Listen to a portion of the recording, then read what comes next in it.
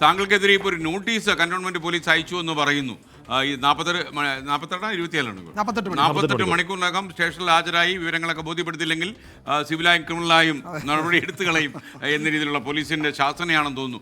അപ്പോൾ Joseph C മാത്യുവിന് ഈ notice ലഭിച്ചോ? നോട്ടീസ് കയ്യിൽ കിട്ടിയില്ല. നോട്ടീസ് ഉണ്ടെന്നുള്ള വിവരം ഇങ്ങനെ പത്ര സുഹൃത്തുക്കളിൽ നിന്ന് അറിഞ്ഞു. ഇത് ഇടയ്ക്കിടെ കിട്ടുന്നുണ്ടാവുമല്ലോ ഈ നോട്ടീസ് അല്ലേ? ഇങ്ങനെ ഇല്ല, ഇത് നിയമം പാലിക്കാൻ ബാധ്യസ്ഥനായ ഒരു പൗരൻ എന്നുള്ള രീതിയിൽ നിയമപരമായി അതിനെ നേരിടും. പക്ഷേ തീർച്ചയായിട്ടും സമരവുമായിട്ടുള്ള അനുഭവം തുടരും.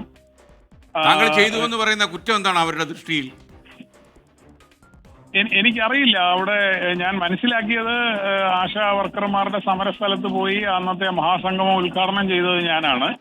അപ്പോ അവിടെ പോയി എന്നുള്ളതായിരിക്കാം. തെരുവിലാണല്ലോ സമരം, ഒരുപക്ഷെ തെരുവിൽ സമരം ചെയ്തു എന്നുള്ളതായിരിക്കാം.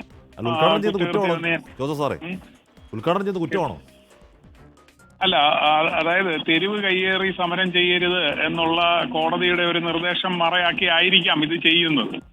പക്ഷേ ഞാൻ പറയുന്നത് ആശാ വർക്കർമാരെ സംബന്ധിച്ചിടത്തോളം ദിവസം 233 രൂപയ്ക്ക് ജോലി ചെയ്യുന്ന അവർക്ക് കയറി കിടക്കാൻ കിടപ്പാടം പോലും ഇല്ലാത്ത അവരെ സംബന്ധിച്ചിടത്തോളം സമരം ചെയ്യുക എന്നുള്ളത് തെരുവിലല്ലാതെ വേറെ എവിടെ ചെയ്യും?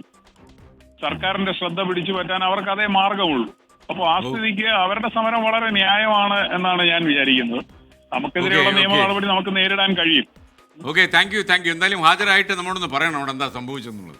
Okay, thank you Shri Joseph C Mathew.